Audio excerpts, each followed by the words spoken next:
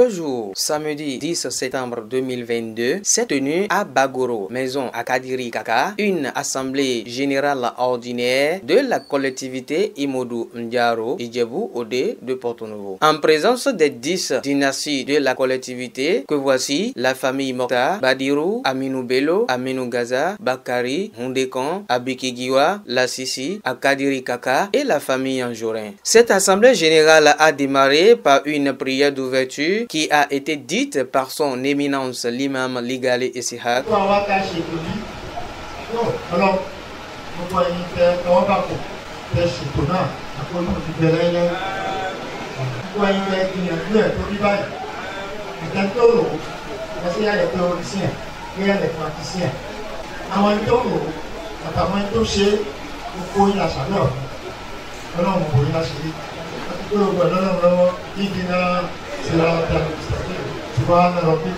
Après donc cette prière d'ouverture, place donc au compte rendu de la réunion du bureau exécutif du 14 mai dernier par le responsable chargé à la communication, M. Liadi Rafiou. Réunion 14 mai 2022, ni Tokota, ni les SG. Avant au fin statut pour le règlement intérieur. Amani a dit il faut il s'est acheté réunion assemblée générale élective donc acheté Italia Guinée encore il est la pénitentiaire là c'est finalement numéro 15 bien dit on va faire voir il est moi aussi le job avant faire un quelque ni démocratie ça oui ça va y a quand même à ce Dubaï c'est la pour les bail le job autrement on moment ça va fond si on va chercher là pas d'agression pour là si on va chez moi il y a l'omi àwọn nìkan wà tá yan sókè tó ṣe wí pé àwọn kò sí ohun tí ó ṣẹlẹ̀ àwọn náà ni mo ń bẹ̀rẹ̀ títí ìgbà tọ́lọ́run bá wí démocratie yóò wáyé lórí àwa tí a jẹ́ membre de bureau secrétaire ni o gbogbo tó wà mẹ́ títí tí ń darí wa lọ́wọ́lọ́wọ́ nísìnyí tí wọ́n bá ṣe é da tó bá wọ bí ẹbí yóò fi padà yẹ̀ wọ́n sípò bí wọ́n bá ṣe é da abẹ́ lórí síbẹ̀. àwọn apalọ̀pọ̀ sọ pé lóòótọ́ bàbá Mọ́gàjí àti Mọ́gàjí yà nìkan iṣẹ́ náà má bàa wọ̀ wọ́n lọ́rùn agboolé mẹ́wàá ni wọ́n lè mọ ọdún agboolé kọ̀ọ̀kan láti mọ lọ pàṣẹ nítorí náà àwọn agboolé kọ̀ọ̀kan mẹ́wàá ni wọ́n ní olórí ẹbí aṣọ àwọn olórí ẹbí mẹ́wàá ni aṣọ wọn di mínísì fún Mọ́gàjí ẹ̀yẹ́ jẹ́ pé gbogbo tí bá ń ṣẹlẹ̀ níbi ẹ̀fọ́másí ọmọ lọ́dọ̀ Mọ́gàjí lẹ́kan náà wọ́n á sí ọ̀tá lè dé lọ́dọ̀ Mọ́gàjí lágboolé kan wọ́n fún wa ní èsì èyí yóò ṣeé ṣe látọwọ́ gbogbo àwọn ìtàpẹ́ ní olórí ẹbí. Toutes les familles présentes ont approuvé le choix de M. Youssouf Aïndé Marouf à la tête du président du bureau exécutif de la collectivité. Aujourd'hui, le président, c'est Marouf. Le président, c'est Marouf.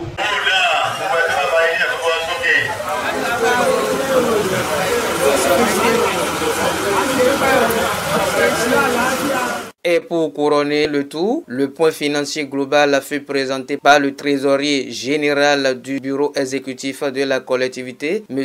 Badiru Moutiou.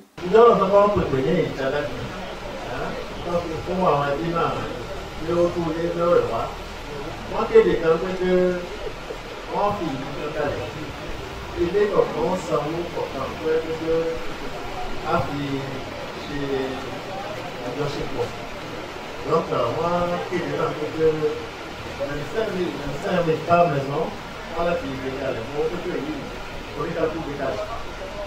Nous avons dit, moi, chez avoir des dépenses famille à Contour, moi, chez à Contour, des dépenses famille, je suis à Diao, je suis à Issa, chaque jour. À comprendre, on va savoir, on va dans nous avons chez Korea partout pour les Canadiens. On a un château de 250. Quand il y a des gens qui est avec 50 000, 300 000. On est là-dedans. Là, chez avoir des dépenses. Ça, c'est moyen. L'assemblée. À part, on a dans le poulet pour quand on a 300 000. On a 20 250. Avant de prendre l'eau ici, elle a dit à Kadiri, pour prendre 200 000. Kaka, pour prendre 200 000. Magadiawa, pour prendre 50 000.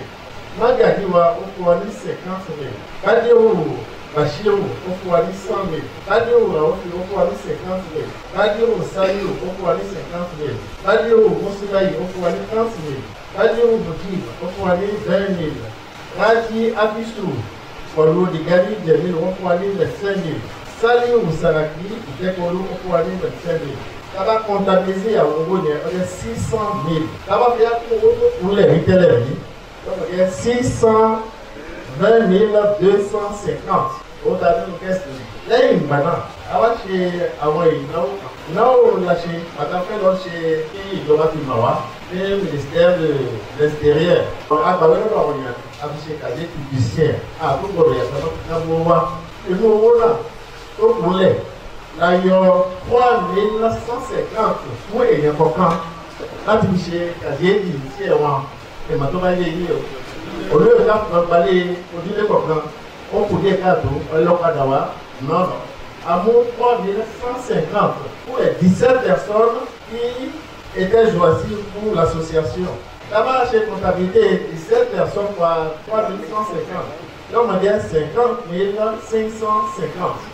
Et bien, on a comptabilisé casier lycée. Et les que dit, alors, déposer au Conseil Trésor, c'est 30 000 francs. Enregistrement. Il est là pour rétablir le ministère de l'Intérieur. Encore au bas de l'euro. Là, on va suffire. Oui, on fait jouer. Le dossier est appelé à déposer sur le ministère de l'Intérieur. 50 000. Pour 50 550. On doit étonner. À droit, la clé SD est au camp. 326. Il y a appliqué la cloche de dépôt aussi le ministère de l'Intérieur. Quand il y a travail, il sort à pour l'Europe. Sur le Bologna. À pour la Syrie. Quand on a signé un cadastre, on dit à la grosse de la maillot, on va y aller au la possible de l'autre. Avant qu'on regarde, on dit, votre patient est séparé. Et le radier est au bout, tout va bien. À cette assemblée, il faut également remarquer la présence d'une forte délégation extérieure comme la Mangadia de Gabon, El Hadja Badiru Mousiliat, le Mangadji de Gabon, El Hadja Tidjani Cheou, le responsable des jeunes du Congo, El Hadja Sofiou Bello, la Mangadia du Congo, El Hadja Afoussat Bello, sans oublier Yadini Général du Gabon, El Hadja Matis Mouinat. La proposition du jour de fête annuelle de la dite collectivité est faite par quelques participants. Àwọn ẹbí kan ti bẹ́ẹ̀ lẹ́yìn báyìí kéyìí tó wọ́n tọ̀nà wọn mú ní ọjọ́ ọdún tiwa ọjọ́ pẹ́pẹ́ ọjọ́ ìsinmi fún gbogbo ọjọ́ bẹ́ẹ̀ náà kan àwọn náà láti ra ìdí àwà.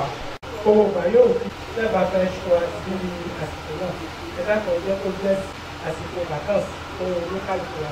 Le mot de fin est présenté par la Mangadia de la collectivité El Hadja Yayabu Amacha Bello. Ẹsẹ̀ pélérí ẹbí àwa oníbíyọ̀.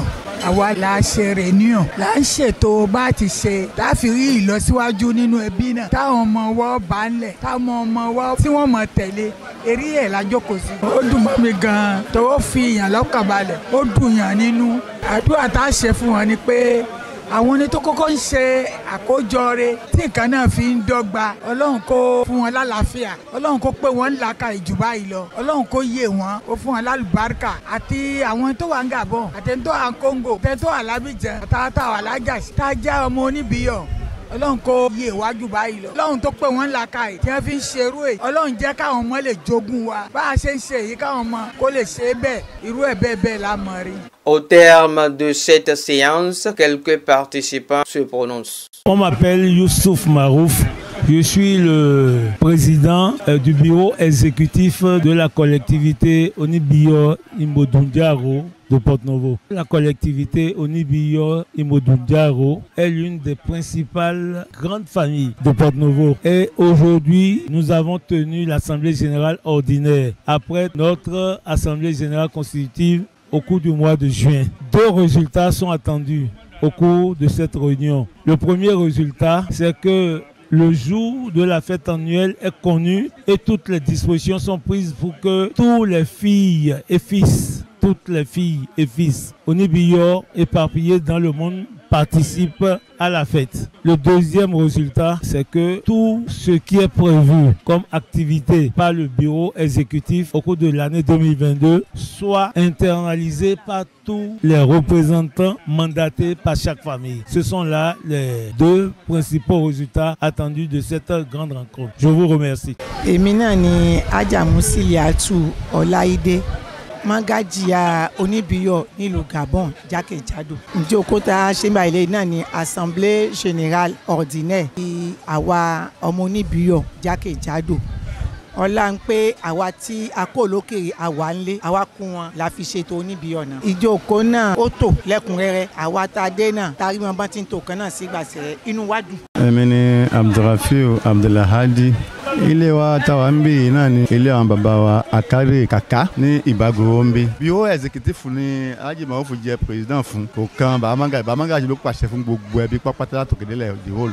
Abọ́ ni la wá fún ẹbí lẹ́nìí àti wípé báwo la fẹ́ ṣe gbà láti ṣe ọdún Mamimẹ́ tí gbogbo ọmọ yìí mọ̀dọ̀ yìí ń jà rò tí ń bẹ lẹ́yìn odi Gabon ní Congo ní Amẹ́ríkà ní bíkíbi tí wọ́n yẹ ká dé tí gbogbo wọn fi ráyè dé àsìkò wo la lè ṣe tí ó bá mu gbogbo èyí ńlá mẹ́nubà ní ọjọ́ tèní gbogbo ẹbí ló pé ojúlé mẹ́wàá gbogbo pátá ló pé.